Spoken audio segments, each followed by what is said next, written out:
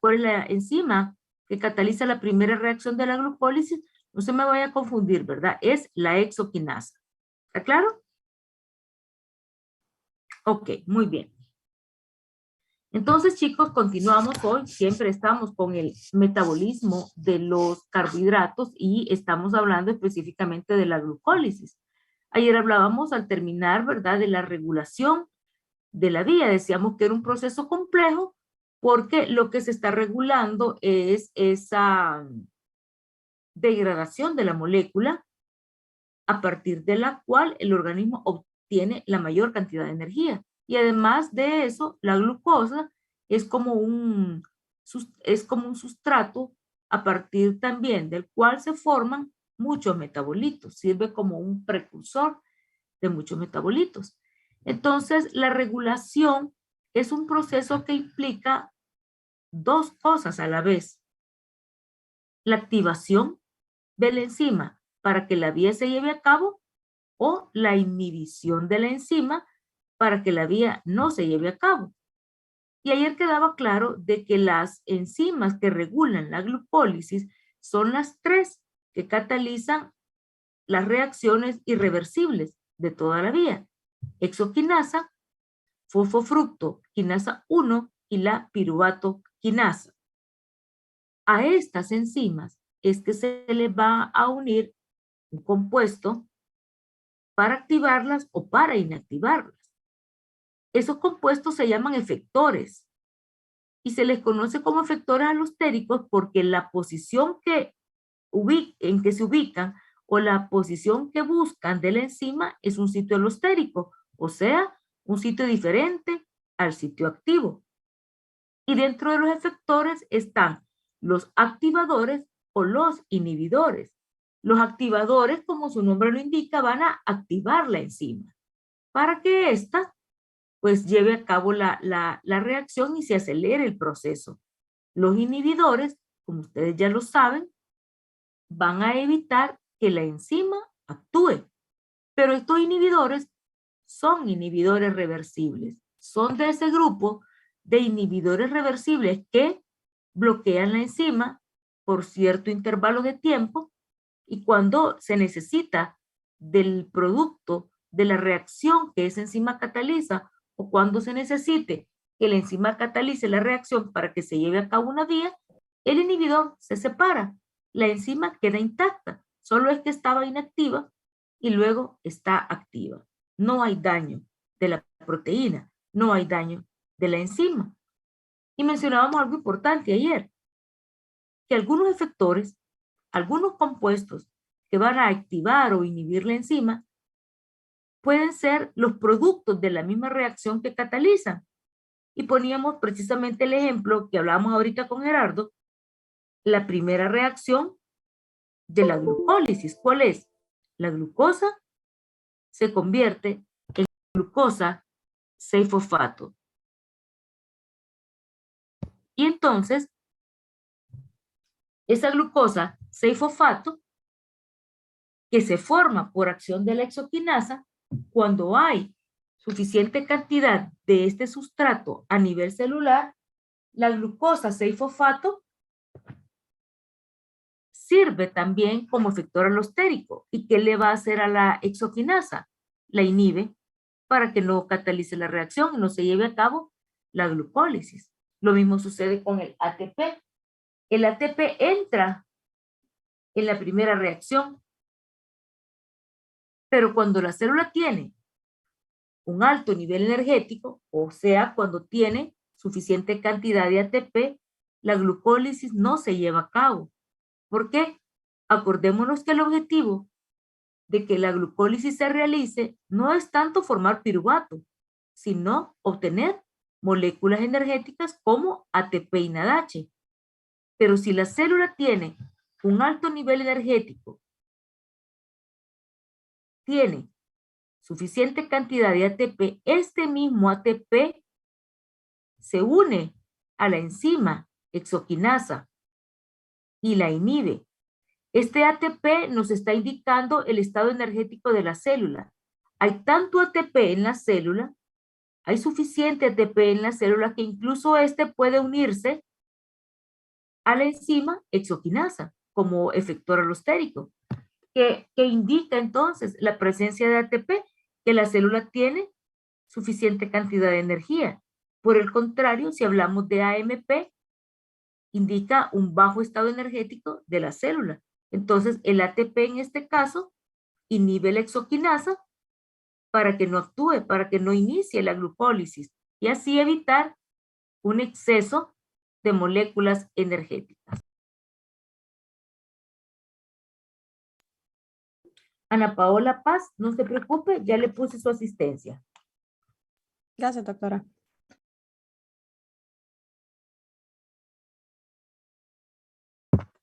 Bueno, entonces de esto vamos a hablar el día de hoy, de esa regulación. Y vamos a ir conociendo lo que activa y lo que inhibe cada una de las enzimas. Obviamente no las 10, solo las 3 que regulan. Las otras 7 no regulan la vía, por lo tanto, a las otras 7 enzimas no se les va a unir ningún activador y tampoco ningún inhibidor, porque no tienen como función controlar la vía. Solamente vamos a conocer lo que activa y lo que inhibe a las 3 enzimas reguladoras de la glucólisis, que ya ustedes aprendieron que se les llama también enzimas glucolíticas o las enzimas que están catalizando las reacciones irreversibles de la glucólisis. Empezamos con la exoquinasa. Puede ser escrita con C o con K y está correcto. La exoquinasa es la que regula o la que cataliza la primera reacción de la glucólisis. Esta enzima está regulada alostéricamente por su producto. ¿Cuál es el producto de la reacción que cataliza la exoquinasa? Glucosa 6-fosfato. Y decimos que está regulada alostéricamente porque lo que va a suceder es que la glucosa 6-fosfato se une a la exoquinasa en un sitio alostérico de la enzima y la inhibe, evita que la exoquinasa actúe. También el ATP actúa como inhibidor alostérico. Se coloca en un sitio alostérico de la exoquinasa y la inhibe, evita que funcione, evita que lleve a cabo esa primera reacción para que la glucólisis no se lleve a cabo.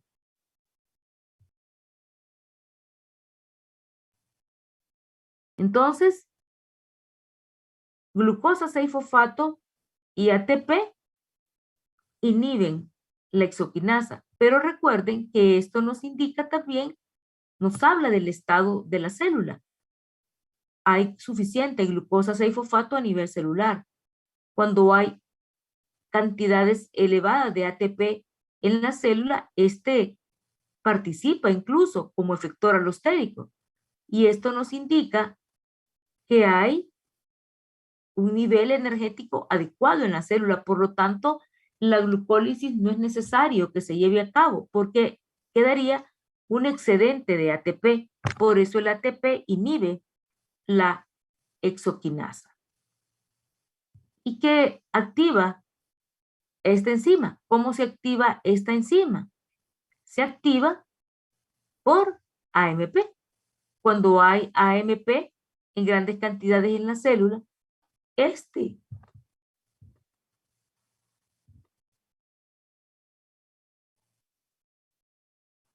cuando hay ATP, AMP sobre todo, a nivel celular, indica un bajo nivel energético.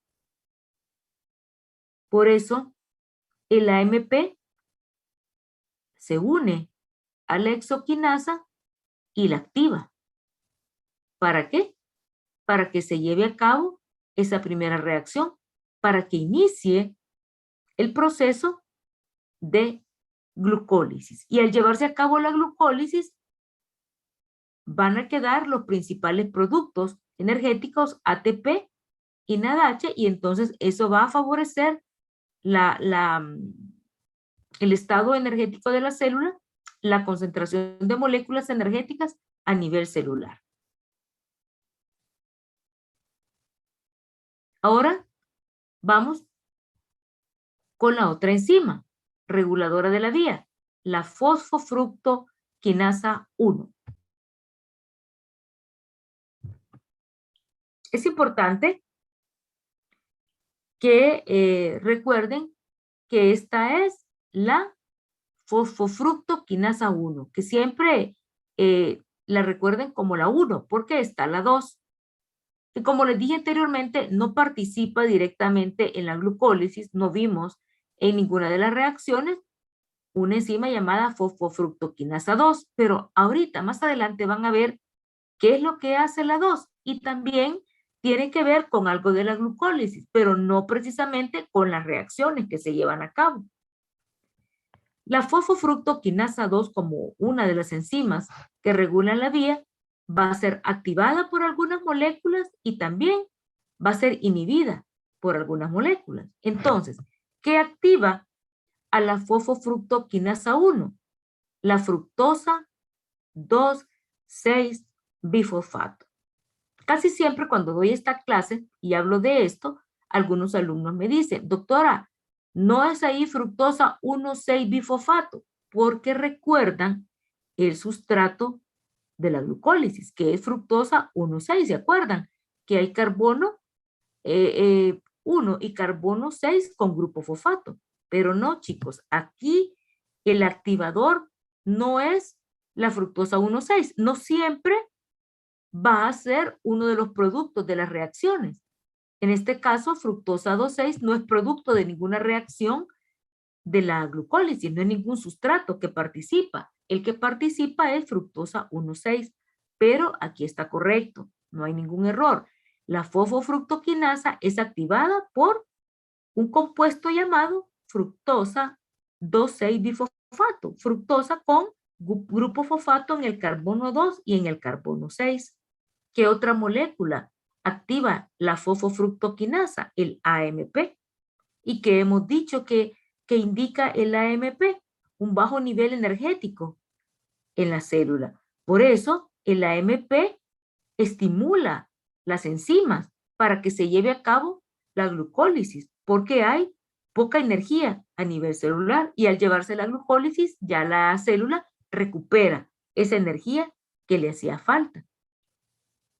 Los compuestos que inhiben la fosfofructoquinasa 1 son el citrato, el ATP y los protones, ¿verdad? O sea, hidrógenos, átomos de hidrógeno. Los protones,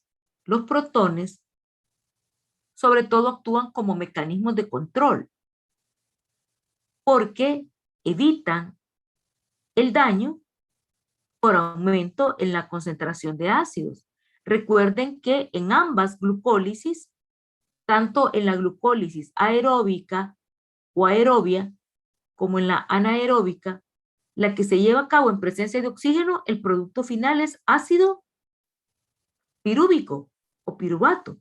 La que se lleva a cabo en ausencia de oxígeno, o sea, a nivel muscular, en condiciones anaeróbicas, tiene como producto final el ácido láctico o lactato. Entonces, fácilmente, por la vía de la glucólisis, podría causar acidosis en el organismo, o sea, acidificarse el medio, y eso es porque el pH fisiológico disminuiría con la presencia de estos ácidos en la sangre. Por eso, cuando se lleva a cabo la glucólisis aeróbica, la que es en presencia de oxígeno, y se forma el ácido pirúvico, este se transforma rápidamente. ¿En qué se transforma, jóvenes?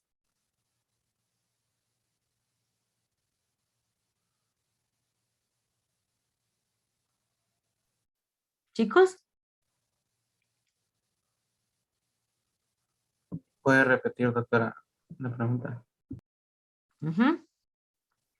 Cuando se lleva a cabo la glucólisis aeróbica, o sea, en presencia de oxígeno, el producto final es ácido pirúvico, pero este no puede permanecer mucho tiempo en la sangre porque acidificaría el medio, o sea, disminuye el pH fisiológico.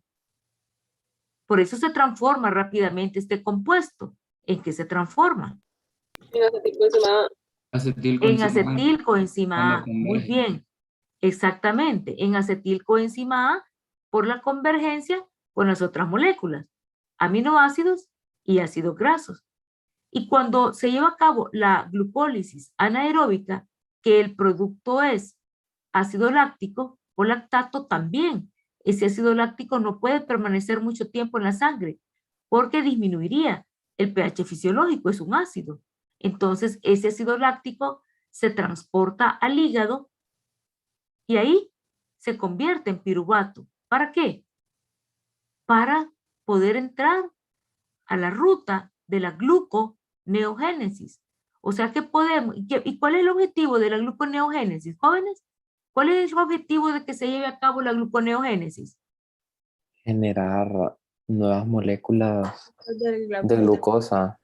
Excelente, generar nuevas moléculas de glucosa. Entonces, recuerden que glucólisis y gluconeogénesis son vías opuestas. La glucólisis es el paso de glucosa a piruvato y la gluconeogénesis es el paso de piruvato a glucosa.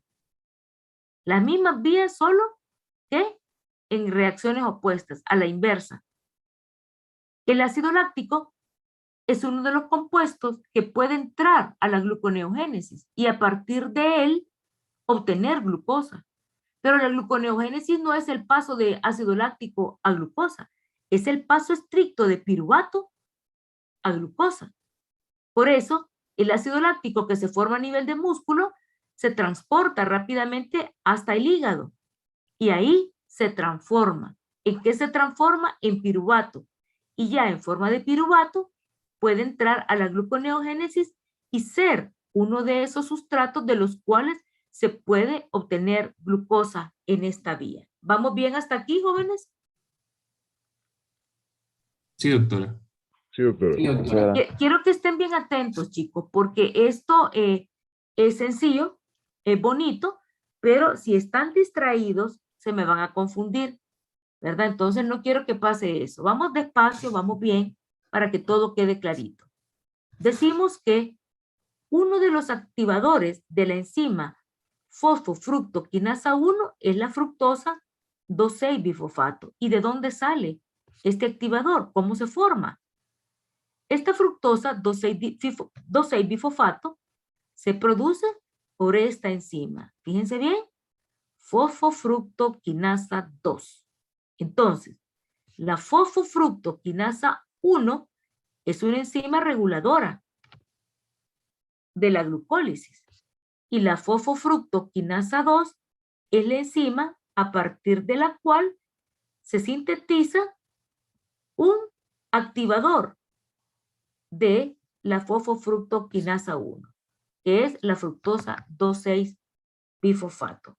Entonces, la fosfofructoquinasa 2 cataliza la reacción en la que se forma este activador de la fosfofructoquinasa 1, fructosa 2,6-bifosfato. La enzima fosfofructoquinasa 1, además de ser activada por fructosa 2,6-bifosfato, por AMP, y ser inhibida por citrato, ATP y protones, también es regulada hormonalmente. ¿Qué hormonas participan en la regulación de la glucólisis? Insulina, glucagón y adrenalina. Hemos mencionado que el glucagón y adrenalina actúan de manera similar. Si glucagón activa una vía, adrenalina también. Si glucagón inhibe una vía, adrenalina también. Y la insulina hace lo contrario de estas hormonas. Si el glucagón inhibe la glucólisis, la insulina activa la glucólisis. Concentraciones de insulina o concentraciones de glucagón también permiten regular la glucólisis. Y esto ya sería entonces un mecanismo de control endocrino de la glucólisis. Endocrino porque está mediado por hormonas, y alostérico es cuando se unen activadores o inhibidores a un sitio alostérico de la enzima.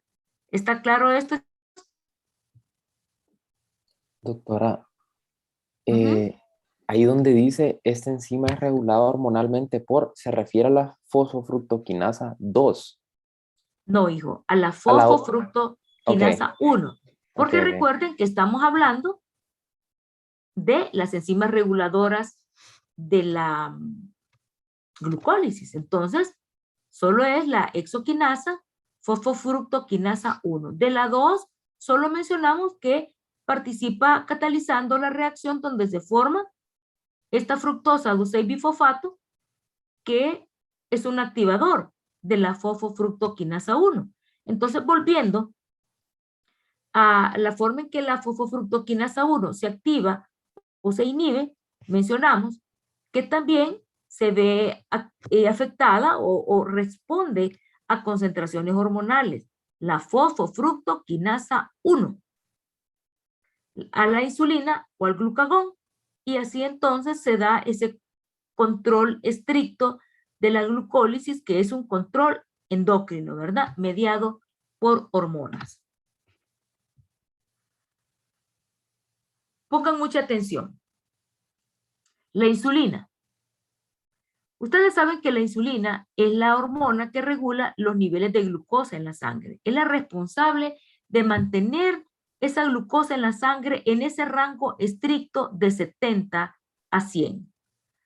Hago énfasis en que algunos textos manejan de 65 a 110, de 70 a 115. Por favor, esos valores no los aprendan, eso ya está obsoleto.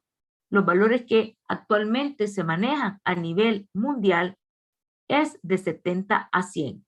Igual, si alguien se hace exámenes de laboratorio o sus familiares se hacen exámenes de laboratorio y entonces les reportan 110 de glucosa y les ponen en el examen que el valor de referencia es de 70 a 115, no vayan a cometer el error de decir, ah, mi mamá tiene 110 de glucosa y aquí me ponen que es hasta 115. Perfecto, está bien porque está dentro del rango. No es así. No cometan ese error. El objetivo de enfatizarles tanto con los valores normales es para que los vayan manejando. Usted debe tener presente siempre que el valor normal de la glucosa en ayunas tiene que estar entre 70 y 100 miligramos por decilitro para considerarlo normal. Fuera de ese rango, entre 101 y 125, se considera una prediabetes. Mayor a 125, ¿verdad? Ya es más complejo, 140, 150. Podríamos decir que ya es una diabetes, pero hay que confirmar eso a través de los exámenes que ya hemos mencionado. Glucosa en ayunas confirmada, glucosa 2 horas postprandial, curva de tolerancia a la glucosa, incluso con la glicohemoglobina. El test de Sullivan no, porque es exclusivo para embarazadas, ¿verdad? Pero, y si fuera el caso, ¿verdad? En una madre embarazada, pues se hace también con ese objetivo. Aunque ustedes se hagan glucosa con glucómetro, que es el aparatito que nos permite medirnos la glucosa con una tira reactiva, entonces siempre el valor que se maneja es ese, para considerar que está normal. Pero recuerden que cuando se hace la determinación con glucometría, puede existir un pequeño rango de error, más menos 1 de lo que le sale, más menos 1, más menos 2. O sea, si a usted le sale 80 de glucosa, podemos decir que puede tener realmente más menos 1, o sea, 79 o puede ser 81, o más menos 2 puede ser 78 o puede ser 82. En ese pequeño rango se mueve ese valor. Si usted se hace glucometría en la mañana y le sale 80 y en ese mismo momento se va al laboratorio y le toman una muestra de sangre, posiblemente le reporten 79, le reporten 82, pero esa pequeña variación está dentro de lo permitido, dentro de lo normal. Para que un examen de glucometría sea confiable, o sea, el que hacemos con el aparatito que se llama glucómetro, las tiras deben estar en su fecha normal, ¿verdad? Sin vencimiento. 2. El glucómetro, pues obviamente tener las baterías en buen estado, si no, baja el nivel o no da lectura. 3.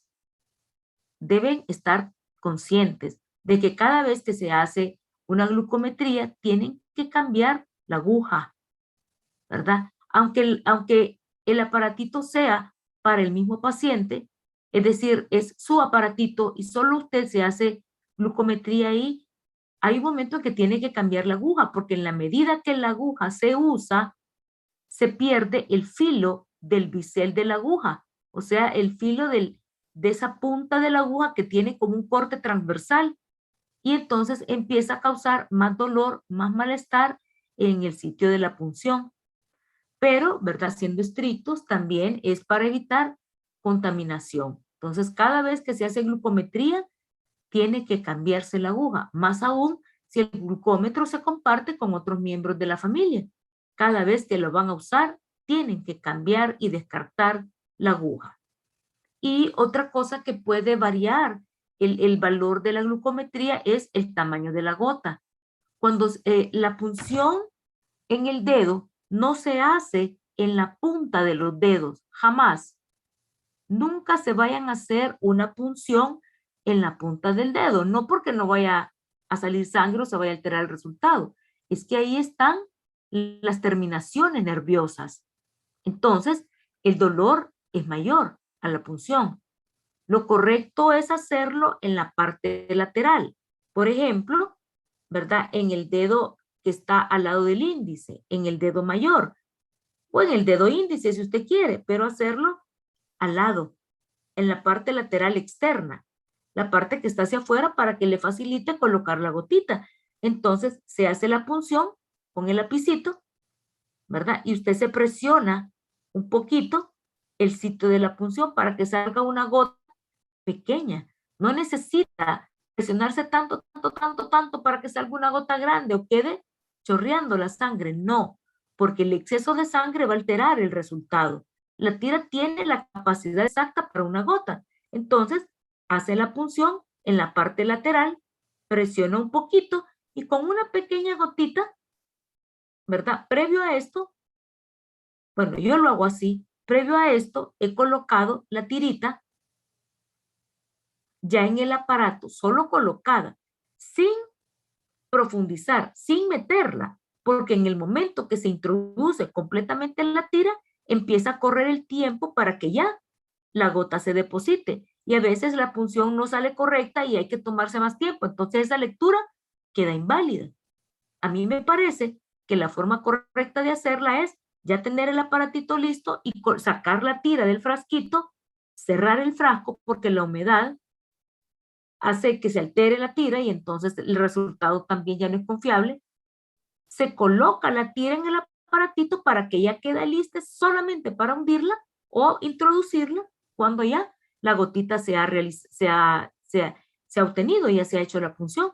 Ahí inmediatamente usted hace la punción en el dedo, parte lateral del dedito, presiona un poquito para que salga una pequeña gota. Ahora sí, introduce la tira y mira y espera que en la pantalla del aparatito le salga como así, pic, pic, pic, y ya está la gotita que le indica que ya puede colocar la gota. En ese momento, con tranquilidad, usted acerca su dedito a la tira para que por ósmosis se absorba la gota de sangre y espera la lectura. Ese valor que le da en la glucometría también está estrictamente entre ese 70 y 100 si usted está en ayunas. Si ha desayunado, obviamente el valor va a aumentar un poco, pero eso solamente se hace cuando ha desayunado, cuando se quiere ver cómo reacciona su organismo ante la presencia de una carga de carbohidratos. De lo contrario, lo correcto es hacerlo en ayunas. La insulina es esa hormona que regula los niveles de glucosa para que siempre estén en ese rango de 70 a 100. Y leamos, la insulina favorece la glucólisis, o sea que concentraciones de insulina permiten que la glucólisis se lleve a cabo. Ahora vamos a analizar por qué.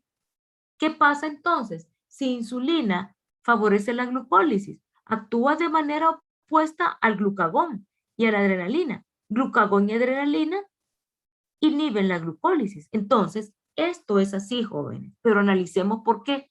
Porque no quiero que se lo memoricen nada más, sino que analicen. Fíjense bien, la función de la insulina, la principal función de la insulina es mantener el nivel de glucosa en la sangre dentro de lo normal. Usted ya sabe que lo normal es de 70 a 100 miligramos por decilitro.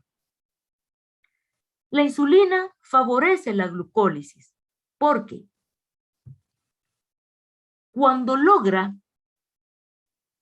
que la glucosa, que es el monosacárido que entró a la célula, entre también a la glucólisis, va a ir degradándose la glucosa y prácticamente va desapareciendo y se va convirtiendo en piruvato.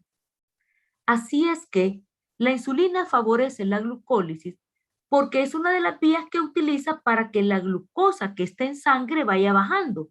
Estimulando, la glucólisis va a ir desapareciendo, va a ir degradándose gran cantidad de glucosa que está en la sangre. Va a entrar a la célula y se va degradando. Por eso la insulina favorece la glucólisis, porque de esta manera también puede llevar a cabo la función de mantener el nivel de glucosa en la sangre. ¿Qué va a pasar con el glucagón y con la adrenalina? Inhiben. Sus concentraciones evitan que la glucólisis se lleve a cabo. Y esto que estamos viendo sería el control endocrino de la glucólisis, que es un control estricto que permite que se pueda regular la vía de manera correcta, de manera adecuada. ¿Queda claro esto, jóvenes? ¿Por qué la insulina favorece la glucólisis? Sí, doctora. Jóvenes, sí, pero quiero que lo analicen y que no solamente se lo estudien. La insulina favorece la glucólisis, el glucagón la inhibe, adrenalina la inhibe. No, así no. Quiero que recuerden, si la función de la insulina es favorecerla, es mantener los niveles adecuados de glucosa en la sangre, la insulina va a favorecer la glucólisis, porque cuando se lleva la glucólisis, la glucosa entonces se convierte en piruvato.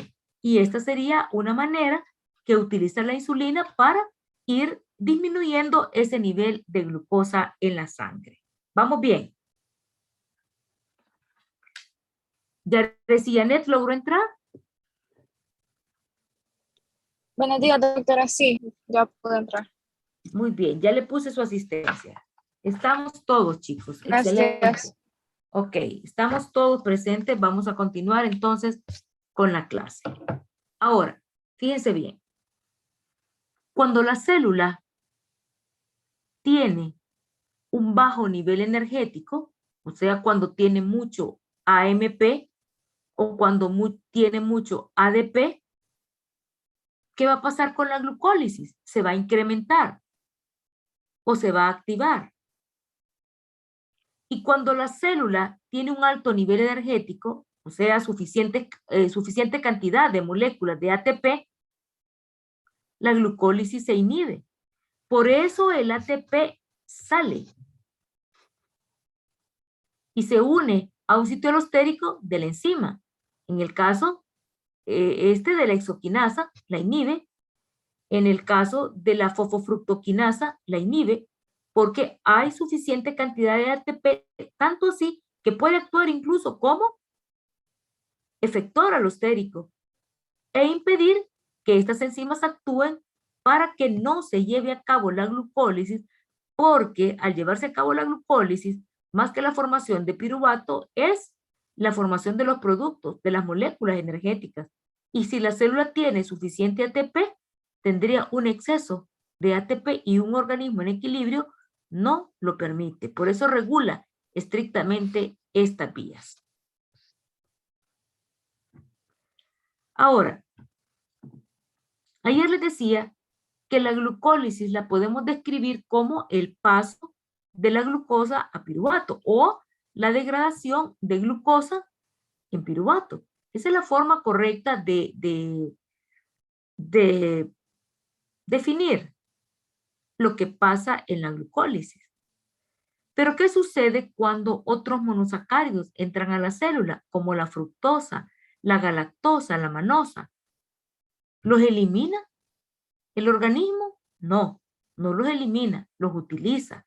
Y al igual que la glucosa, que es el principal monosacárido, estos también entran a la glucólisis. Se puede obtener energía en forma de ATP y de NADH de estos azúcares cuando entren a la glucólisis para ser degradados. Pero previo a esto, tienen que isomerizarse o convertirse en glucosa, porque la glucólisis no es la degradación de la fructosa a piruvato, la glucólisis no es la degradación de la galactosa a piruvato, tampoco es el paso de manosa a piruvato. La glucólisis es la degradación de glucosa hasta piruvato. Entonces, previo a que estos monosacáridos entren también en la glucólisis para degradarse, se isomerizan, es decir, se convierten en glucosa y así ya entran directamente a la vía, ¿verdad?, de la degradación. Y ahora vamos a conocer lo que activa y lo que inactiva la última enzima que participa en la glucólisis, que también es una enzima reguladora porque cataliza pasos irreversibles de la vía. Esta enzima es la piruvato quinasa. Ya hablamos de la exoquinasa, ya hablamos de la fosfofructoquinasa 1 y ahora vamos a conocer acerca de la piruvato quinasa, que es otra enzima reguladora, la tercera y última enzima reguladora de la glucólisis. Esta enzima es inhibida también alostéricamente. Significa que algunas moléculas se van a unir a un sitio alostérico para activarla o para inhibirla. ¿Cuáles son los inhibidores de la piruvato quinasa? El ATP. Cuando hay suficiente cantidad de ATP, entonces este inhibe, ¿verdad?, la piruvato quinasa. Y si ustedes observan, el ATP inhibe las tres enzimas. ¿Por qué? Porque sus concentraciones elevadas indican que hay un nivel energético alto en la célula. No ocupa que se lleve a cabo la glucólisis. También la piruvato quinasa se activa por, fíjense bien, la acetilcoenzima A. Y hay un aminoácido muy importante que es la alanina.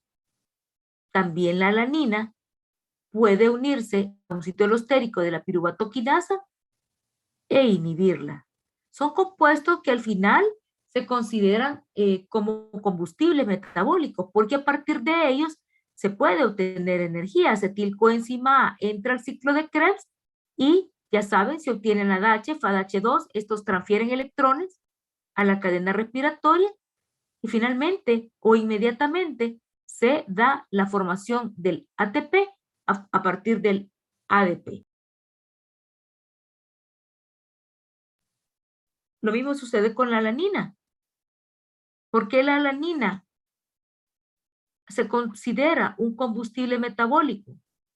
Recuerden que la alanina es un aminoácido, pero es uno de los aminoácidos gluconeogénicos.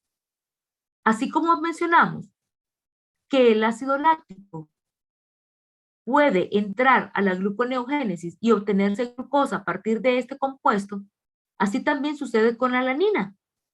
La alanina se considera un aminoácido gluconeogénico porque puede entrar a la gluconeogénesis y obtener glucosa a partir de él. Por eso decimos que es un combustible metabólico.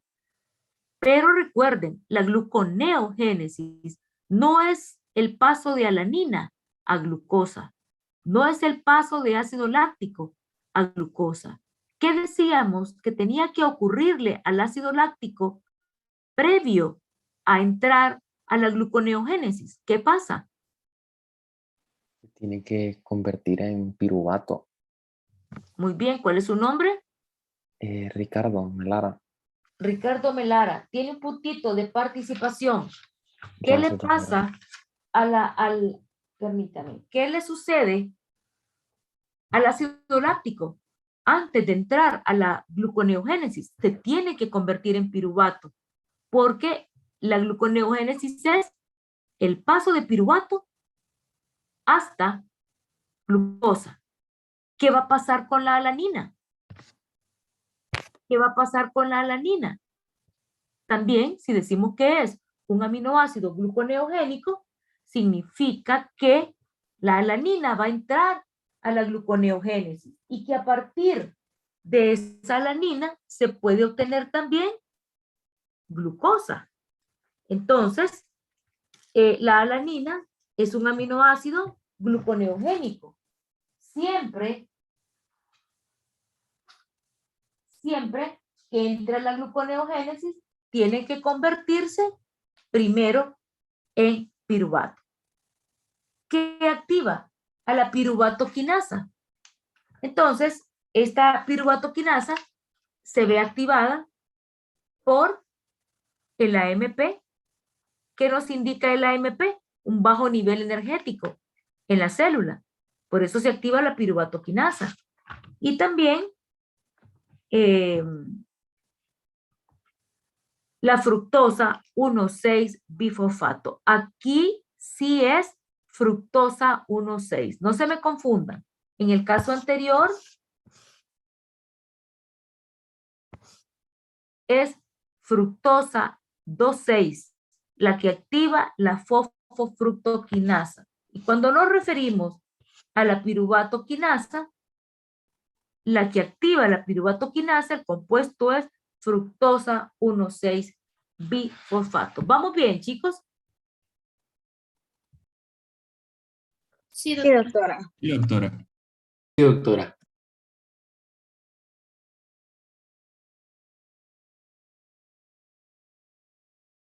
Muy bien. Hablando siempre de la piruvatoquinasa,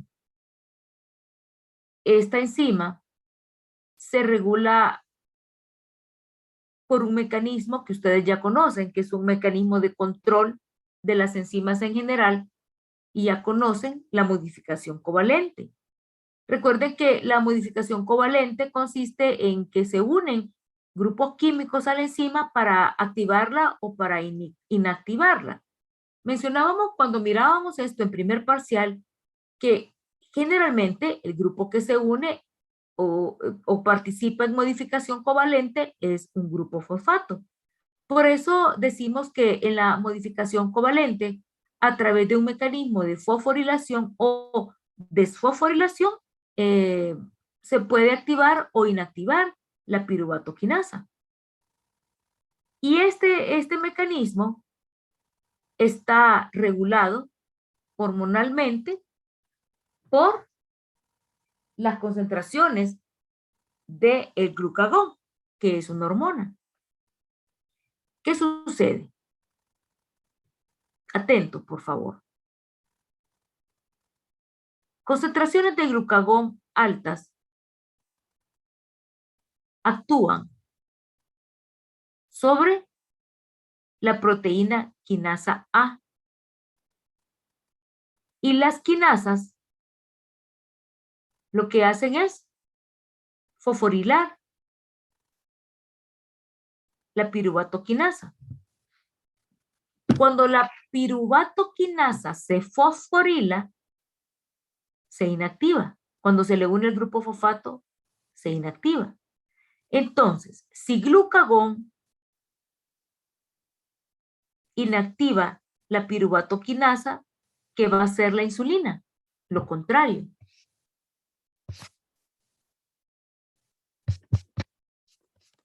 La insulina, entonces, ya no actúa sobre las quinasas, sino que actúa sobre las fosfatasas. Y las fosfatasas lo que hacen es desfosforilar la piruvatoquinasa. Por lo tanto, glucagón la inactiva y la insulina la activa. Ese es el mecanismo de control de esta enzima por medio de modificación covalente. Bueno, ahora chicos, ya hablamos de las 3 enzimas reguladoras de la glucólisis y ya conocen los efectores de cada una, los compuestos que la activan y los compuestos que las inactivan. Además conocen que este mecanismo de control también se puede llevar de manera endocrina, o sea, mediado por concentraciones hormonales. ¿De qué hormonas hemos hablado? Glucagón e insulina. Y glucagón actúa igual que la adrenalina, que se le llama también epinefrina. Vamos a conocer a continuación acerca de los transportadores de glucosa, que se conocen como GLUTs. Son esas proteínas, los GLUT son proteínas que se encargan de transportar la glucosa, de introducir la glucosa hacia las diferentes células, ¿verdad? Y cuando hablamos de GLUT significa transportador de glucosa, T, transportador glucosa. No es un solo transportador, por eso no hablamos de un solo GLUT, sino de una familia. Los GLUT son una familia de proteínas. Fíjense bien, la glucosa es un carbohidrato, pero el transportador de esa glucosa es una proteína. Y son proteínas con una secuencia definida, con una secuencia determinada. ¿Secuencia de qué? De aminoácidos, como toda proteína. Recordemos lo que hemos dicho desde mucho tiempo atrás cuando hablábamos de proteínas. Decíamos, si no lo tienen, apunten esto por favor. Decíamos que el número de aminoácidos que tiene una proteína, el tipo de aminoácidos, o sea, cuáles están presentes, y la secuencia, es decir, el orden en que esos aminoácidos se encuentran, están determinados por el código genético. A través de una codificación genética van los aminoácidos en un orden específico de las proteínas. Y nosotros ya vimos lo delicado que es cuando hay un cambio de posición de un aminoácido. Recuerden que estos cambios pueden ser conservadores y no conservadores. Conservadores cuando se conserva la naturaleza de la cadena. Poníamos el ejemplo de ácido aspartico y ácido glutámico. Queda en esa misma posición una misma característica ácida en la proteína. Hay un cambio, hay una mutación, pero es un cambio sutil, inocuo, no se percibe porque queda la misma característica en esa posición en la proteína. Pero a veces hay cambios que son nocivos. Cambia un aminoácido por otro totalmente diferente. Esos cambios de posición de un aminoácido no son considerados normales porque ya hay algo establecido en el orden, en el tipo y en la secuencia y en el número de aminoácidos que va a tener una proteína. Los GLUTs son proteínas y no son la excepción de la regla. Igual que cualquier proteína, están formados por una cadena de aminoácidos, que esto ha sido codificado por genes, el orden y los tipos de aminoácidos que tienen presente. Pero hay una característica que tienen todos los GLUTs y es su estructura. La estructura de los transportadores de glucosa es igual en todos. Tiene 12 zonas hidrófobas, o sea, 12 zonas que van a estar evitando el contacto con el agua. Por eso quedan dentro de la membrana estas zonas. Entre la membrana, para evitar el contacto con el agua. Y como toda proteína, los GLUT tienen el extremo amino terminal en un lado y en el otro lado en el otro extremo, el grupo carboxi o carboxilo terminal.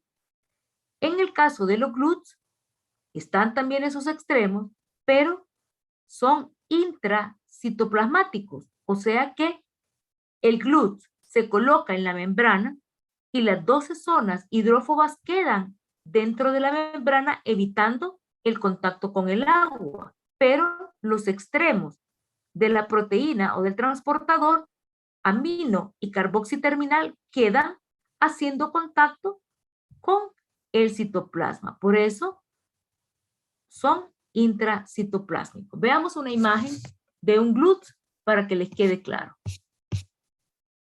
Acá lo tenemos. Fíjense bien. Este es el GLUT. Miren la membrana. La estructura de un GLUT es igual. Entre todos los GLUT tienen la misma estructura. 12 zonas hidrófobas, evitando el contacto con el agua. 12 zonas que quedan exactamente entre la membrana, dentro de la membrana. 1, 2, 3, 4, 5, 6, 7, 8, 9, 10, 11, 12. 12 zonas hidrófobas entre la membrana, evitando el contacto con el agua. ¿Qué más mencionábamos de la estructura del GLUT? Que como toda proteína, tiene dos extremos.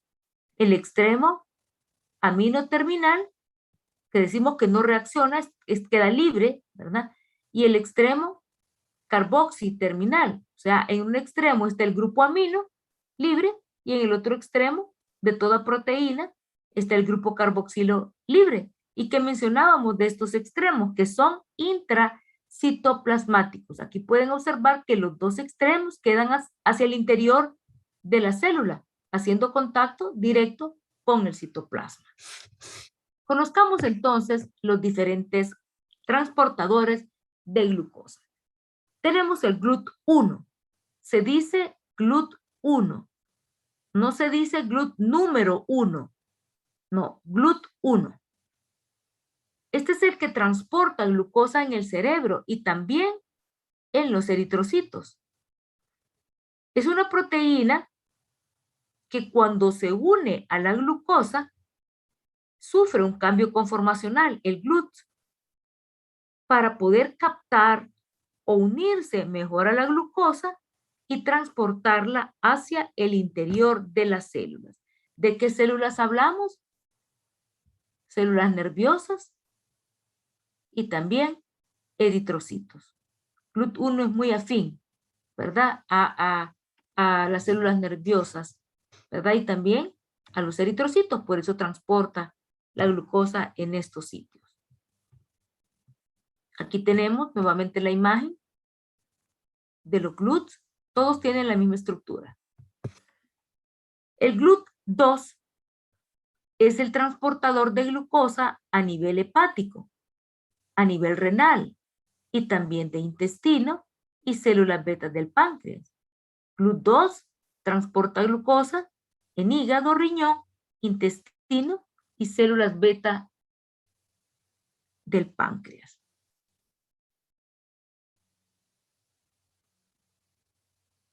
En el cerebro de los fetos, específicamente entre las semanas 10 y 21, que son etapas tempranas de desarrollo, los transportadores de glucosa son el GLUT1 y 2.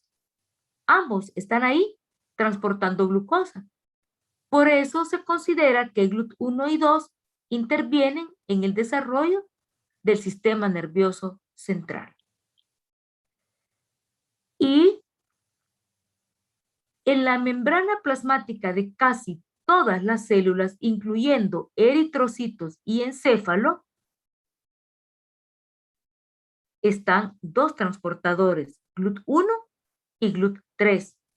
Trabajan de manera simultánea, similar. Recuerden, GLUT1 y GLUT3 son transportadores presentes en la membrana plasmática de casi todas las células, incluyendo eritrocitos, incluyendo encéfalo. GLUT1 es muy afín a la glucosa, puede unirse fácilmente a la glucosa. GLUT3 es muy afín a las neuronas, puede unirse fácilmente a las células nerviosas. El GLUT4 tiene una característica. Es el único transportador dependiente de insulina. Requiere insulina para poder transportar la glucosa. ¿Por qué? Por los sitios en los cuales se encuentra músculo y también las células adiposas. Entonces tiene que romper las células musculares, tiene que romper las células adiposas, romper la grasa para poder introducir la glucosa. Por eso necesita insulina, porque la insulina aumenta o multiplica los transportadores y eso le favorece al momento de introducirla. Vemos nuevamente esta imagen, ¿verdad? De la estructura de los GLUTs. El GLUT5 o transportador de glucosa 5 es el que está en intestino delgado, en el lado arterial de la célula epitelial. Es un transportador, pero actúa también con el cotransportador de glucosa y sodio en el lado luminal. Actúa junto con el cotransportador de glucosa y de sodio. Y finalmente tenemos el S-GLUT1.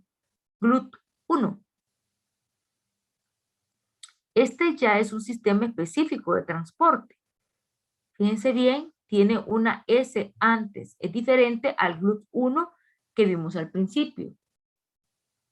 S-GLUT1, sistema específico de transporte. Este depende de sodio y transporta específicamente glucosa y galactosa, pero ambos azúcares son dextrorrotatorios, de glucosa y de galactosa. Algo importante y característico de este tipo de transporte es que se lleva a cabo o realiza el cotransporte activo de la glucosa y la galactosa junto al sodio, lo acabamos de decir, depende del sodio. Transporta la glucosa desde la superficie luminal de las células, acompañado con sodio. Por eso es dependiente de sodio. Esto significa esa S que antecede el nombre. Bueno, chicos. Creo que hemos terminado con la glucólisis. Ahora vamos a entrar a otra vía importante del metabolismo de los carbohidratos llamada gluconeogénesis. Aunque es este momento, hasta ahorita lo vamos a ver, ya ustedes manejan algunos aspectos de la gluconeogénesis. Génesis, ¿es síntesis o degradación? Síntesis. Síntesis. Muy bien, entonces la gluconeogénesis es una ruta estrictamente anabólica o estrictamente de síntesis. ¿Cuál es la molécula que se sintetiza en la gluconeogénesis? Glucosa. Glucosa. La glucosa. Glucosa, muy bien. Ese es el objetivo de que se lleve a cabo esta vía. Pero antes de empezar a conocer aspectos importantes de la gluconeogénesis, quiero que recuerden que no es una vía que se lleva a cabo constantemente en el organismo, sino que existen algunas condiciones particulares y ya muy conocidas por ustedes que causan hipoglicemia. Y cuando esa glucosa no se está nivelando a través de la ingesta de alimentos porque se ha prolongado o hay un ayuno prolongado, entonces el organismo tiene que buscar glucosa. Si no se le provee a través del alimento, tiene que sintetizar glucosa, porque todo el organismo puede funcionar con energía proveniente de la grasa, si se degrada la grasa para ese objetivo. Pero están estos tejidos, que ya ustedes también se los saben de memoria. Eritrocitos, cerebro, médula adrenal y testículos. ¿Qué pasa con estos tejidos? No pueden funcionar con energía que venga de la grasa ni de otras moléculas. Necesitan estrictamente como fuente principal de energía. Por eso entonces la gluconeogénesis, ¿verdad? Para nivelar esos niveles de glucosa en la sangre, que es donde baja, y para proveer esa glucosa tan importante como fuente de energía para estos tejidos. El cerebro humano tiene un elevado requerimiento de glucosa. Solamente el cerebro gasta aproximadamente 120 gramos, no en miligramos, gramos al día de glucosa. Si lo comparamos con lo que gasta todo el organismo, que son 160 gramos al día de glucosa aproximadamente, nos damos cuenta de la gran cantidad de glucosa que requiere el cerebro para poder actuar bien. El cerebro necesita glucosa y gran cantidad de glucosa para poder actuar bien, para poder funcionar. No puede funcionar con energía proveniente de la grasa, aunque el resto del organismo lo haga. Para esto hay que llevar a cabo esta vía. Así es que si hay condiciones donde la glucosa, la reserva de glucosa está intacta, donde se está obteniendo glucosa constantemente a partir de los alimentos, la gluconeogénesis no se va a llevar a cabo. La gluconeogénesis se lleva a cabo estrictamente cuando han pasado varias horas desde que se tuvo una ingesta de alimento. Se lleva a cabo varias horas después de haber comido, donde ya el nivel de glucosa empieza a bajar, empieza a descender. ¿Cómo podemos definir la vía de la gluconeogénesis? ¿Qué es gluconeogénesis? Es esa vía donde se sintetiza glucosa a partir de compuestos que no son hidratos de carbono. Vamos a ver, voy a hacer una pregunta. Ana Paola Paz, ¿me escucha? Sí, doctora. A ver, Ana Paola, por un puntito de participación. La gluconeogénesis es la síntesis de glucosa a partir de compuestos que no son hidrato de carbono. Deme 2 ejemplos de moléculas que entren a la gluconeogénesis, que ya usted sabe que no son carbohidratos y que se pueda obtener, por lo tanto, glucosa a partir de ellos.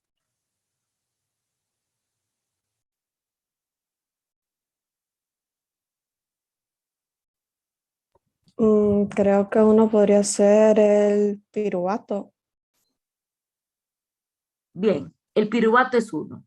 Dígame 2 ejemplos más. Lo mencionamos justo en esta clase. El oxalacetato. No, no, recuérdelo bien. Lo acabamos de mencionar, que se van para el hígado porque allá se lleva a cabo la gluconeogénesis, pero que tienen que transformarse antes en piruvato, porque usted lo acaba de decir. Piruvato entra a la gluconeogénesis. Y habíamos mencionado 2 compuestos que también entran a la gluconeogénesis, pero que antes se convierten en piruvato. ¿Cuáles son? La fructosa y la lactosa. No, no, no, no. Fíjense bien lo que le estoy preguntando.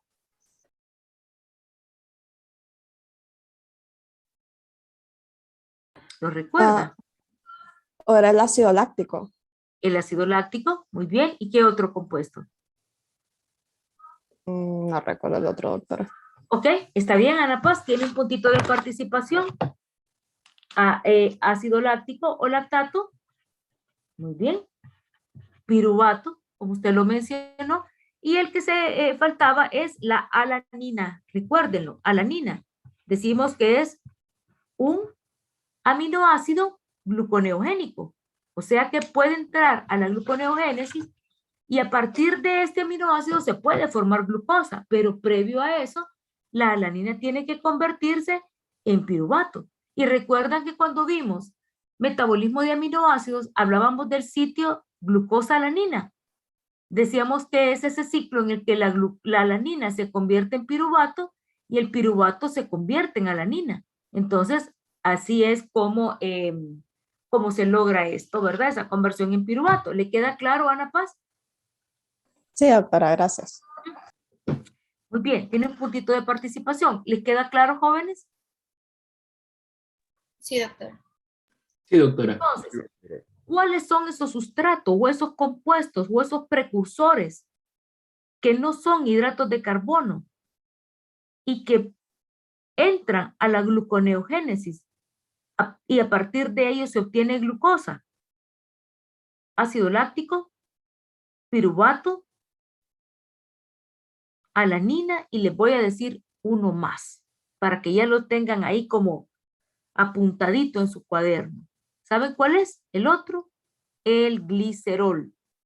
Glicerol. ¿Se acuerdan cuando mirábamos que el triglicérido estaba almacenado en el adipocito que se separa en la movilización en sus componentes? Los 3 ácidos grasos y el glicerol. Y habíamos mencionado que ese glicerol se iba al hígado, porque ahí entraba a la gluconeogénesis. Entonces, a partir de ese glicerol, también se obtiene glucosa en esta vía. Esos compuestos que no son carbohidratos y que podemos obtener glucosa de ellos, repitámoslos, piruvato, ácido láctico o lactato, o sea, piruvato, ácido pirúvico o piruvato, ácido láctico o lactato, alanina y glicerol. Apúntenos, no los olviden. Doctora, una pregunta. Ajá. Dígame. Pero tanto el ácido láctico como la alanina y el glicerol se tienen que convertir en piruvato para poder entrar a la gluconeogénesis, ¿verdad? Solamente la alanina y el ácido láctico se convierten en piruvato. Y ahí dan inicio a la gluconeogénesis. El glicerol no puede convertirse en piruvato, sino que ahí en el hígado hay una enzima que se llama glicerol sinasa o quinasa. Glicerol sinasa o quinasa. Y esta enzima transforma el glicerol en una de las triosas de la glucólisis. ¿En cuál triosa? Dihidroxiacetona fosfato. Como la glucólisis y la gluconeogénesis son vías opuestas, en la gluconeogénesis también se da la formación de las triosas, solo que al contrario, las triosas forman la fructosa 1,6. Entonces, ese glicerol puede entrar en la parte intermedia de la vía, no desde el principio, porque no puede convertirse en piruvato, como lo hace alanina y como lo hace el lactato. El glicerol es ya un compuesto transformado en la triosa dihidroxiacetona fosfato y que durante la vía de la gluconeogénesis, si hay algún problema, alguna alteración para que esta triosa se forme, ya está el glicerol listo en forma de la triosa para continuar con los pasos hasta que se forma la glucosa. ¿Queda claro? Sí, doctora, gracias. Ah, ok, perfecto. Todo eso también lo vamos a recordar más adelante. Aquí los tenemos. Los sustratos, fíjense bien, a estos compuestos los podemos llamar los sustratos gluconeogénicos o nos podemos referir a ellos como los compuestos que no son carbohidratos y que entran a la gluconeogénesis, a partir de los cuales se obtiene glucosa. Ya ustedes lo saben. Ácido láctico o lactato. Ácido pirúvico o piruvato. La alanina, que es un aminoácido gluconeogénico, y el glicerol. Pero me interesa, jóvenes, que además de aprenderse los sustratos, analicemos algo, y es de dónde se obtienen. Lactato o ácido láctico es el producto de la glucólisis anaeróbica, la que se lleva a cabo en la ausencia de oxígeno. O sea que el lactato se produce a nivel de músculo esquelético y también en eritrocitos cuando no hay oxígeno, ¿verdad? En esos casos. Y a eso ayer lo mirábamos, es la fermentación láctica. A eso se le llama fermentación láctica. Entonces, el lactato se obtiene en el organismo por la fermentación láctica. El piruvato o ácido pirúvico, ¿cómo lo obtenemos?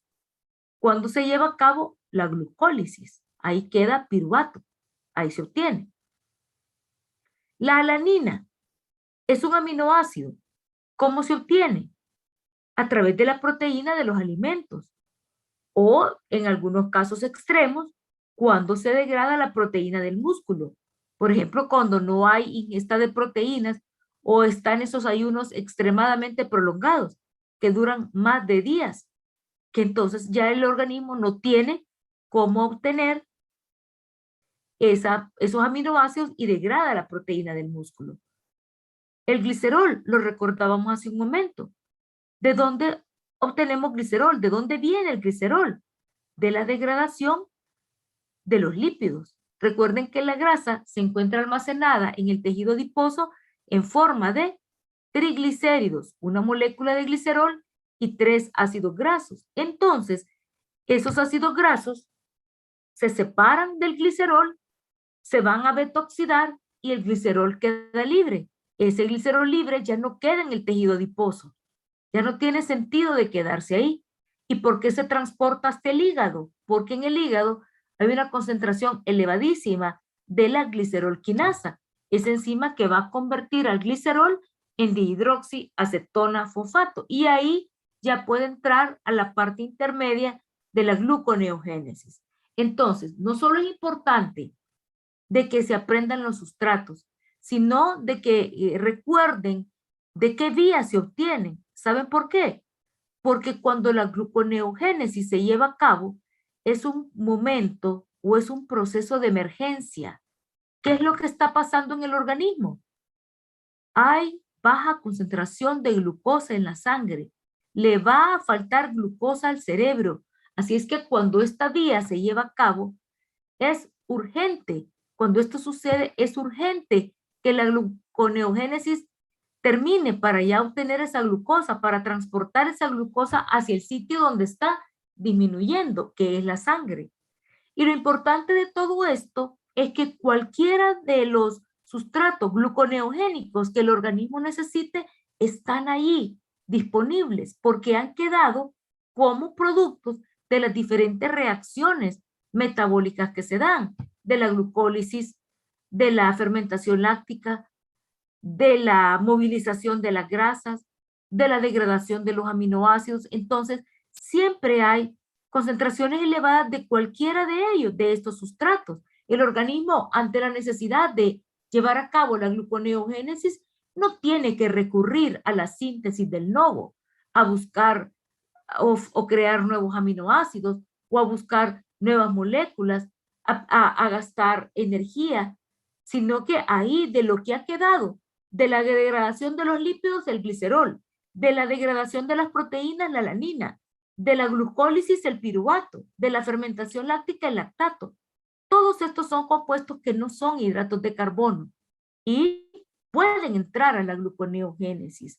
Se les llama sustratos gluconeogénicos porque a partir de ellos se puede obtener glucosa.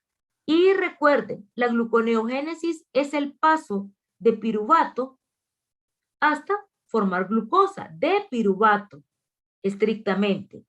Por eso, el ácido láctico, para entrar a la gluconeogénesis, primero se convierte en piruvato. La alanina, para entrar a la gluconeogénesis, primero se convierte en piruvato. Y ya como piruvato, ambos llevan toda la vía, todas las reacciones hasta que se obtiene glucosa a partir de ellos.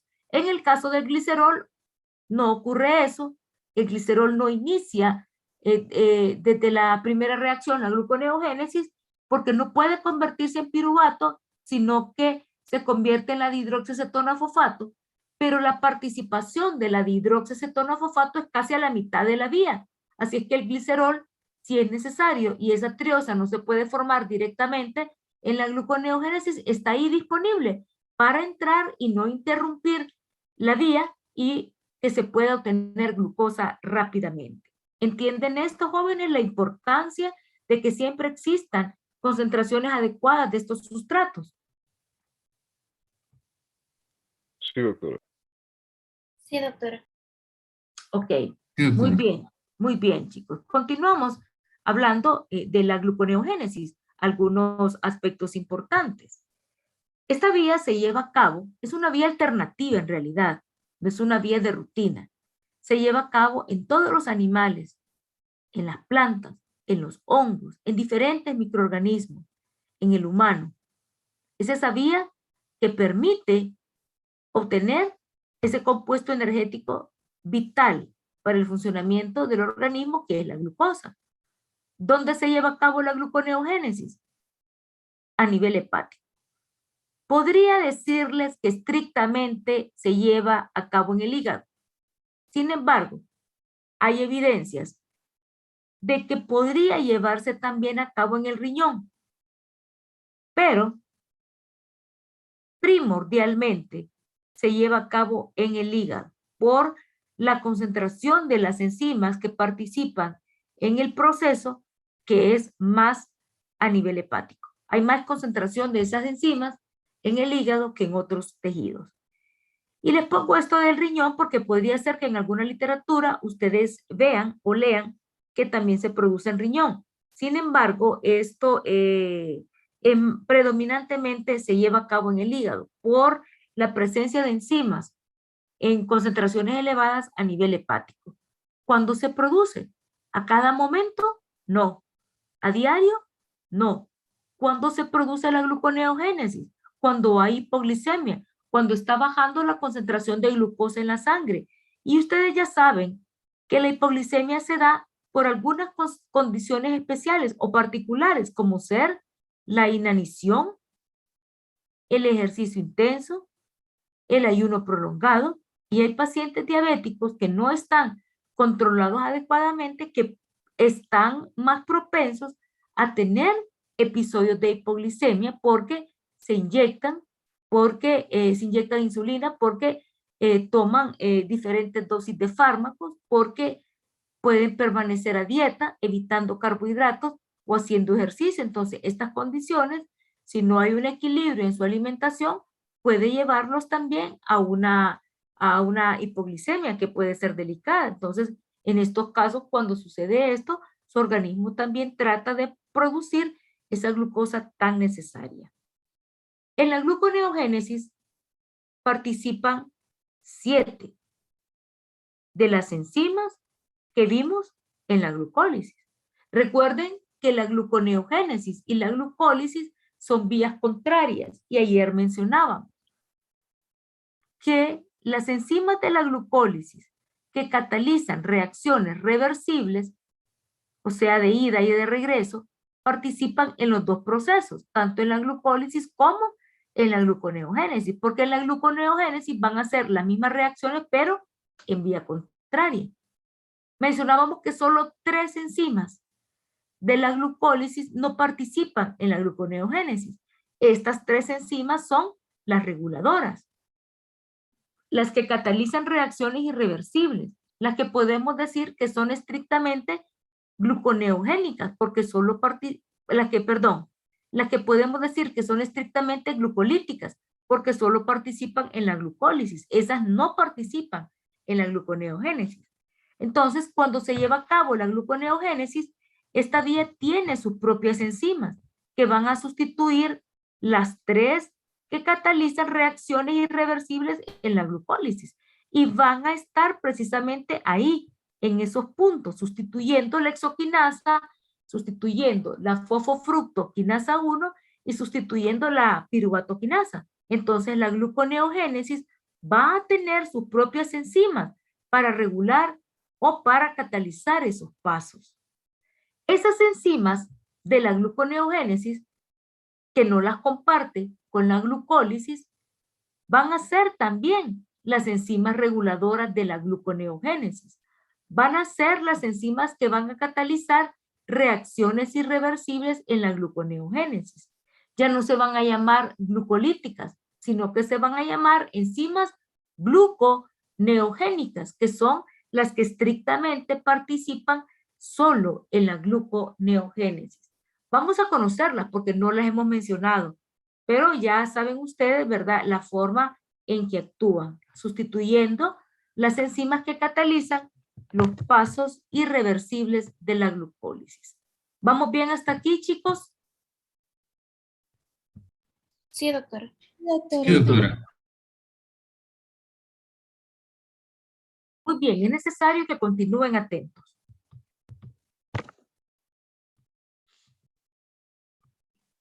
Entonces, conozcamos las enzimas que la gluconeogénesis va a colocar en los sitios de la hexoquinasa, de la fosfofructoquinasa 1 y de la piruvatoquinasa, sustituyendo esas tres enzimas reguladoras que más que todo necesito que recuerden que catalizan reacciones irreversibles, o sea, solo en un paso, solo de glucosa a glucosa 6-fosfato. Ese paso de glucosa 6-fosfato a glucosa libre que se da en la gluconeogénesis ya no es catalizado por la hexoquinasa. Vamos a ver qué enzima utiliza la gluconeogénesis en ese caso. Pero también es importante que recuerden que estas enzimas que vamos a mencionar a continuación son las reguladoras de la gluconeogénesis. Son las que catalizan pasos irreversibles de la gluconeogénesis. Son las que van a sustituir esos pasos o esas enzimas reguladoras de la glucólisis, que ya no participan en la gluconeogénesis. Conozcámoslas. Piruvato carboxilasa. Fosfoenol piruvato carboxiquinasa. Fructosa, 1,6-difosfatasa. Glucosa, 6-fosfatasa. Estas son enzimas exclusivamente gluconeogénicas. Solo participan en la gluconeogénesis. Regulan la vía de la gluconeogénesis y sustituyen los pasos de la hexoquinasa, fosfofructoquinasa y piruvatoquinasa. Ahí van estas enzimas, sustituyendo las reguladoras de la glucólisis, porque esas tres que acabo de mencionar ya no participan en la gluconeogénesis. Recuerden que las tres de la glucólisis son glucolíticas, solo participan en la glucólisis. Miren la terminación común de la enzima: carboxilasa, carboxiquinasa, difosfatasa, fosfatasa. Se mira sencillo, pero no quiero que se confundan. Si usted me escribe que la enzima fructosa 1,6-difosfato regula la gluconeogénesis, eso está malo, porque fructosa 1,6-difosfato no es una enzima, es un sustrato. La enzima se llama fructosa 1,6-difosfatasa. Y aquí no cabe eso que, doctora, solo fue la terminación asa que la puse mal. No, no, no, no, no. Ese no es nombre de enzima, es el nombre de un sustrato. La glucosa 6-fosfatasa es una enzima que regula la gluconeogénesis. Si usted me dice que es la glucosa 6-fosfato, eso es incorrecto. Ese es el sustrato que se forma en la primera reacción de la glucólisis y el sustrato a partir del cual se lleva a cabo la última reacción de la gluconeogénesis. Cuando la glucosa 6-fosfato pierde el grupo fosfato, se convierte en glucosa libre. Estas enzimas Por ejemplo, la piruvato carboxilasa es estrictamente mitocondrial. Solo se encuentra en la mitocondria, solo es activa ahí. Recuerden que esto significa fosfenol piruvato. Usted puede poner todo el nombre completo o es muy válido la abreviación. Fosfenol piruvato carboxiquinasa. Fíjense bien, la primera es carboxilasa y la otra muy distinta, carboxiquinasa. La fosfenol piruvato carboxiquinasa se encuentra en citoplasma y también en la mitocondria. La fructosa 1,6-difosfatasa es estrictamente citoplásmica, solamente se encuentra en el citoplasma. Y la glucosa 6-fosfatasa específicamente en el retículo endoplásmico. Entonces, la gluconeogénesis se lleva a cabo en el hígado y la primera reacción ocurre en la mitocondria. Es inevitable porque la piruvato carboxilasa es una enzima mitocondrial. La otra reacción que se da también ocurre en la mitocondria, porque la fosfenol piruvato quinasa es una enzima mitocondrial, también tiene actividad en el citoplasma, pero ese primer paso se lleva a nivel de la mitocondria. Y luego, ¿verdad? Cuando le toca participar a la fructosa 1,6-difosfatasa, ya esas reacciones se llevan a cabo a nivel de citoplasma.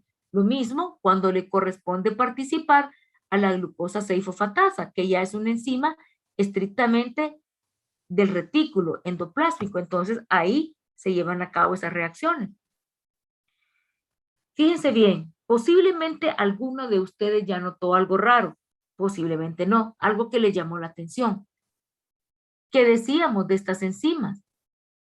Que son las que van a sustituir los 3 pasos reguladores de la glucólisis o las que van a sustituir las 3 enzimas reguladoras de la glucólisis. Pero allá eran 3 enzimas, hexoquinasa, piruvatoquinasa, fosfofructoquinasa 1. ¿Y cómo es que 4 enzimas van a sustituir 3 de la glucólisis? Quiero que esto les llame la atención. Son 3 de la glucólisis y aquí hay 4 en la gluconeogénesis. ¿Qué es lo que pasa? Pongan mucha atención, chicos. La última reacción de la glucólisis, ¿cuál es?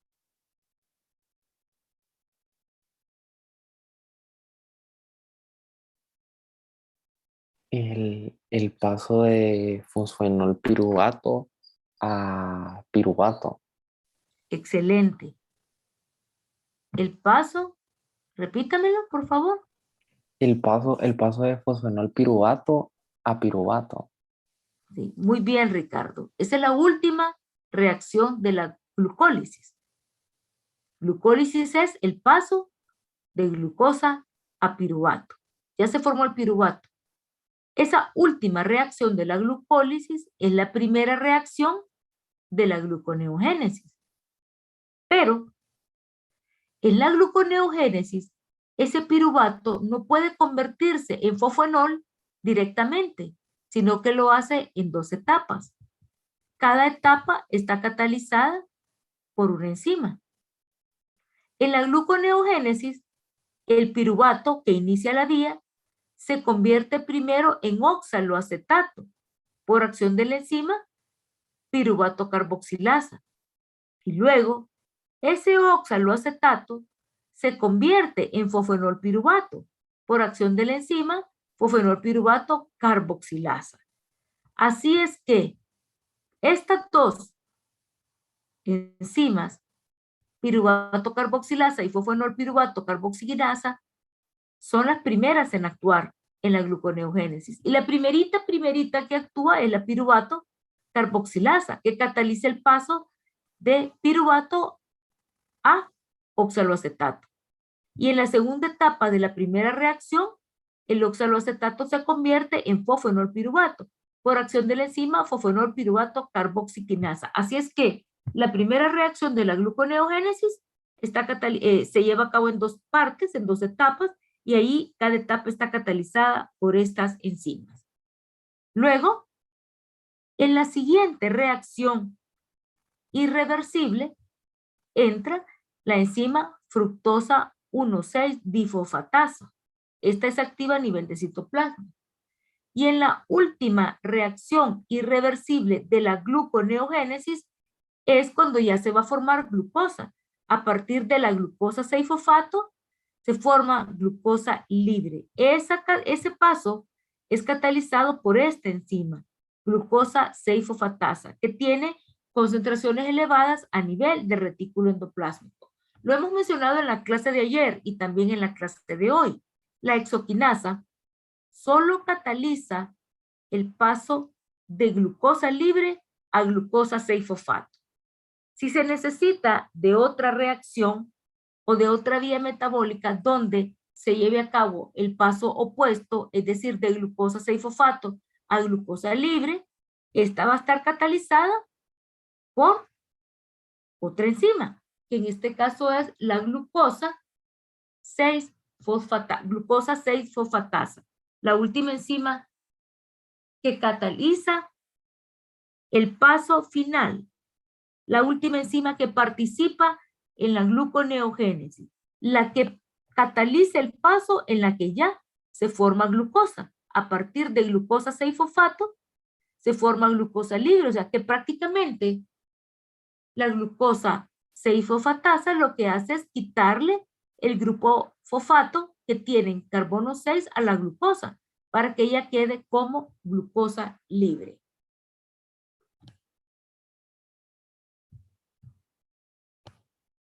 ¿Hay alguna pregunta, chicos, hasta este momento? Doctora, entonces la enzima fructosa 1,6-difosfatasa es la encargada de transformar la fructosa 1,6-difosfato a fructosa 6-fosfato, ¿verdad? Correcto. Ok, solo quería confirmar. Correcto. Gracias. Sí, esa catalizaría el otro paso irreversible de la glucólisis, pero en vía contraria.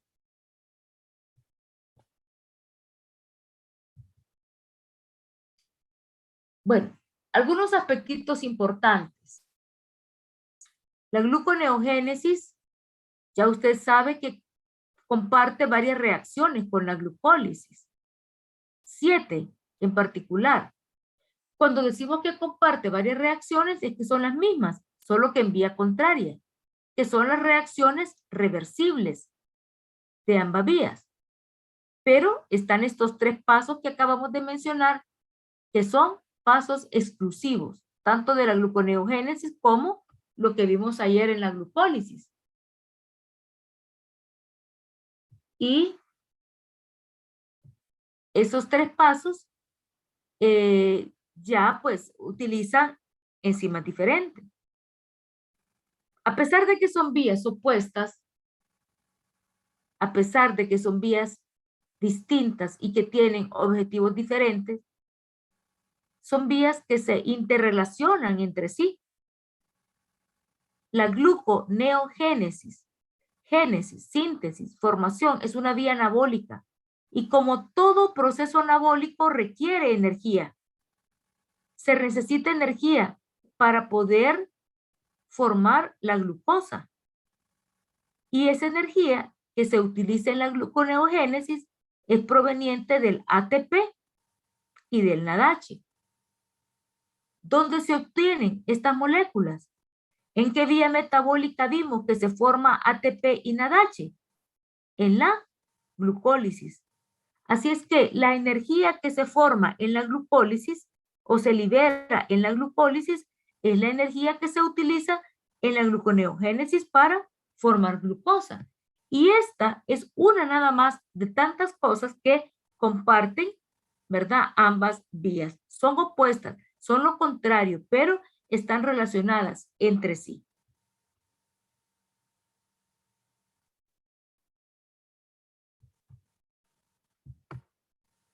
Y tenemos las reacciones alternativas de la gluconeogénesis.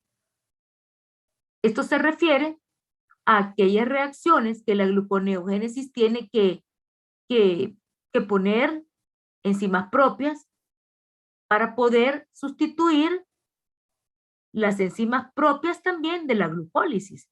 O sea, reacciones en las que tienen que participar enzimas gluconeogénicas para sustituir los pasos que llevan a cabo las enzimas glucolíticas en la glucólisis, respectivamente. Esos 3 pasos o esas 3 reacciones alternativas son las irreversibles en la glucólisis, que se van a sustituir en la gluconeogénesis de la siguiente manera. En la glucólisis, como les preguntaba, y Ricardo me contestó correctamente, última reacción de la glucólisis. Ricardo decía, el paso de fosfenolpiruvato a piruvato. Ese entonces va a ser la primera reacción de la gluconeogénesis. La síntesis de fosfenolpiruvato, que ya usted sabe que se lleva a cabo esta reacción en 2 etapas. La primera, cuando el piruvato se convierte en oxaloacetato, y luego cuando el oxaloacetato se convierte en fosfenolpiruvato.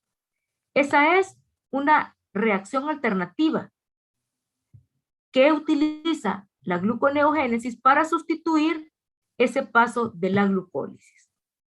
Ahora, lo que nos preguntaba su compañera ahorita, la otra reacción no es la que sigue, sino que la otra reacción irreversible que se lleva en la glucólisis, recuerden, es el paso de fructosa 6-fosfato a fructosa 1,6-bifosfato. Lo que sucede es que la fructosa se fosforila y coloca ese grupo fosfato en carbono 1. Pero en la gluconeogénesis ocurre lo contrario. La fructosa 1,6-bifosfato se convierte en fructosa 6-fosfato. En este caso, la fructosa se desfosforila, pierde ese grupo fosfato. Y ya se va preparando entonces para la última reacción irreversible, que sería la última reacción que ya va a dar paso al objetivo, que es formar glucosa. Recordemos la glucólisis. En la glucólisis, la glucosa se convierte en glucosa 6-fosfato en la primera reacción. Esa primera reacción de la glucólisis va a ser la última reacción de la gluconeogénesis. El objetivo de la gluconeogénesis es formar glucosa.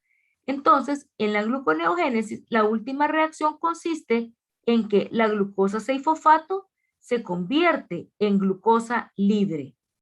Acuérdense que mencionábamos, ¿verdad?, que ya no participa la exoquinasa en esta reacción, sino que la glucosa 6-fosfatasa, catalizando, ¿verdad?, ese paso final de la gluconeogénesis donde se forma glucosa.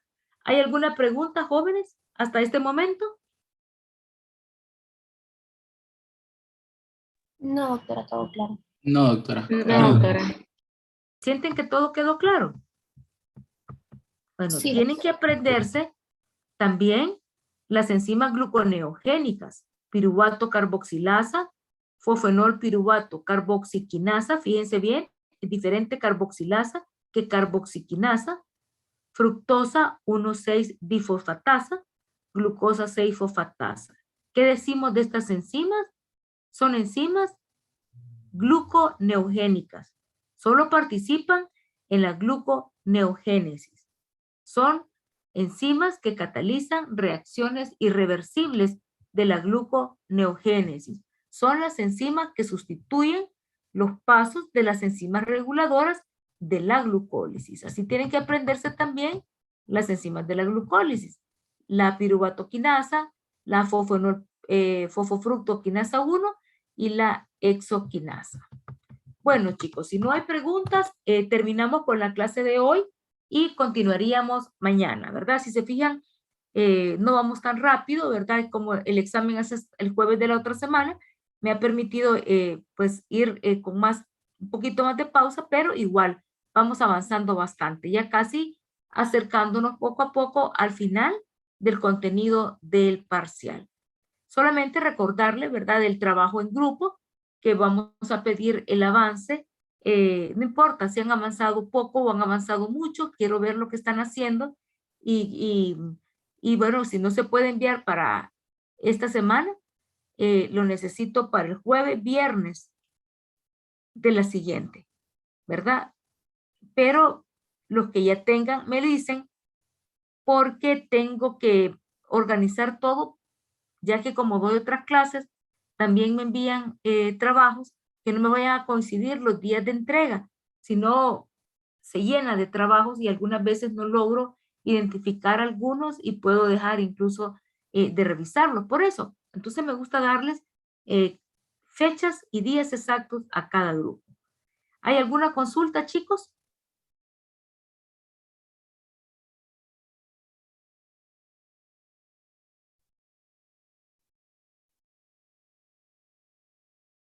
No, doctora.